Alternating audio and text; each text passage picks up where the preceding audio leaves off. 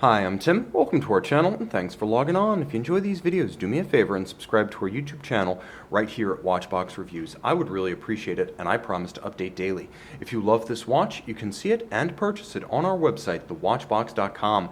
Today we are discussing the late great Patek 5970J in yellow gold. A one-year model. This was a special piece, the only yellow gold 5970, part of a series that was only produced from 2004 to 2010. The yellow gold model was only produced from 2008 to 2009, and if you consider that only 250 examples of the 5070 chronograph without the perpetual calendar were produced per metal per year, you get a sense of just how scarce the 5970 in yellow gold is in the world at large. So the watch is quite wearable. On my 16 centimeter circumference wrist, it's 40 millimeters in diameter. It's a bit more compact than the 5070, but it also has a more shapely set of lugs with a sculptural arc that spans a quite reasonable 46.6 millimeters across the wrist, so I can recommend this watch for wrists as small as 13.5 centimeters circumference.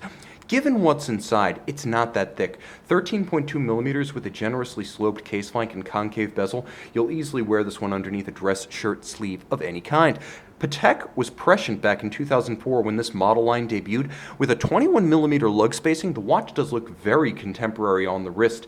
And of course, the broad spacing gives it a planted stance. Functionally, it also has a role keeping the watch secure. The strap is a handsome piece. I always like to film these watches individually because no two are exactly alike, right down to strap specification. This one with a dark navy blue monotone stitch, medium rectangular scale alligator leather, semi-gloss, unbolstered. You can see it features a sheer edge that shows the layers of construction, calfskin on the underside. It is a new Patek Philippe factory strap, unworn. It comes with the watch's standard full yellow gold single folding clasp with a filigree style Calatrava Cross pin buckle, or I should say buckle atop the clasp.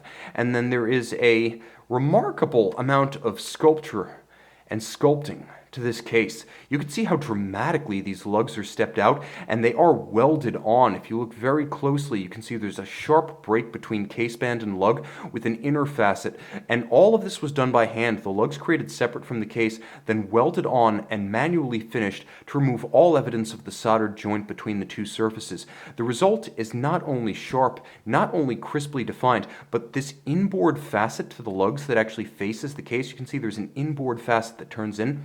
It's one of the most impressively finished pieces of any watch case fabrication I've ever witnessed. I have no idea the blood, sweat, and tears that went into achieving that. They could have simply welded on straight lugs and created a cleft. Instead, they created a double joint inboard and outboard. Now, all of the watch is mirror polished, which looks all right on a 40 millimeter watch. If it were any bigger, it would be a bit garish, but given the outright dimensions of the watch, which is not huge, this works well. Vintage-inspired lozenge-style chronograph pushers, and you can see they're nicely polished on their outer facet and satin finished on their underside and tops. Patek Philippe Calatrava Cross on the crown, and a bit of a concave bezel. Let me get everything back in focus here. You can see there is a concave bezel that actually swoops in and up and visually pairs the mass of the watch. Let's review the movement first and then talk about the dial.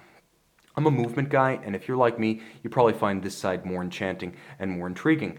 Now, the movement is a handsome piece. This is Patek Philippe caliber CH2770 PSQ, so Petite Seconde, and then, of course, the Quantième Perpetuel. Perpetual calendar, it needs to be adjusted only once in the year 2100, assuming you keep it wound.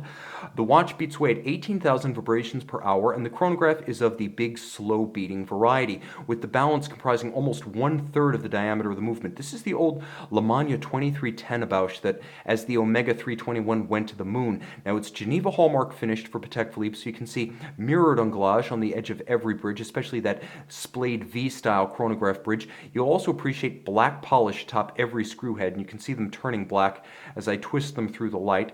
Let's see if we can get this back in focus. It's a little bit tough to pin down because I always use manual focus for this.